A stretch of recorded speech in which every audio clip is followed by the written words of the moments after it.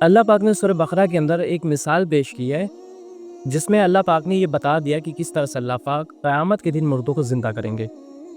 یہ جو مثال ہے ایک شخص کی مثال ہے جس کے ساتھ وہ واقعہ پیش آیا تھا، اس کی مثال اللہ پاک نے یہاں پہ پیش کی۔ او کالذی مر علی قریۃ وہی خاویۃ علی عروشہا، ایک شخص جو تھا وہ گزر رہا تھا ایک بستی کی طرف سے، جب اس کا گزر ہوتا ہے تو وہ دیکھتا ہے کہ یہ جو بستی ہے وہ اپنے سروں کے بل پلٹی پڑی تھی، یعنی کہ الٹی ہوئی تھی، اس کی جو چھتی تھی وہ جو چھت تھی وہ زمین بوس ہو چکی تھی۔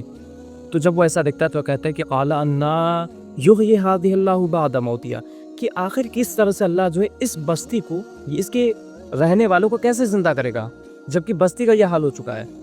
تو وہ جب ایسا کہتا ہے فاماتہ اللہ مئۃ عام ثم بعثہ، اللہ پاک فوراً اس شخص کو جو تھا وہ موت دے دیتے ہیں، وہ فوراً اس کو موت آ جاتی ہے، اور وہ اس حالت میں پڑا ہوا تھا 100 سال کے قریب، اور پھر ثم بعثہ، اس کے بعد اللہ پاک اس کو پھر زندہ کرتے ہیں۔ اور جب زندہ کرتے ہیں تو اللہ پاک اس سے سوال پوچھتے ہیں کہ قال لبثت، کہ تم کتنے عرصے تک اس حالت پہ تھے؟ تو کہتا ہے، وہ شخص کہتا ہے کہ قال لبثت یوما او بعض، یہ ہے کہ ایک دن یا آدھا دن۔ تو اللہ پاک فرماتے ہیں کہ قال بل لبثت مئۃ عام، بلکہ تم اس حالت میں پڑے ہوئے تھے 100 سال کی مدت تک۔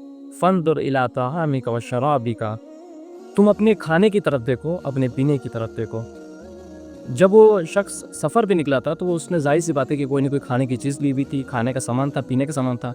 ہم بھی جب سفر کرتے ہیں تو کھانے کے سامان بھی ہوتے ہیں اور پینے کی بھی کوئی نہ کوئی چیز ہوتی، جوس وغیرہ۔ تو اللہ پاک نے اس سے کہا کہ تم اپنے کھانے اور پینے کی طرف دیکھو، لم یتسنہ، اس کو کچھ بھی نہیں ہوا، وہ بالکل اسی طرح سے ہے۔ وانظر الی حمارک، اور اپنے گدھے کی طرف دیکھو۔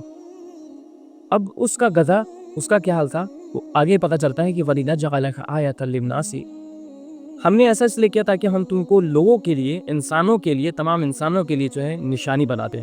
چونکہ وہ شخص جب 100 سال بعد اٹھا تو اس کے بعد کے جو لوگ تھے وہ برے ہو چکے تھے، اور جو اس کے برابر کے تھے وہ ان کو موت آ چکی ہوگی۔ تو وہ جب شخص کو لوگوں نے دیکھا ہوگا تو لوگوں کو یہ بات واضح ہوگی کہ اللہ پاک نے کس طرح سے ایک شخص کو مرنے کے بعد زندہ کیا۔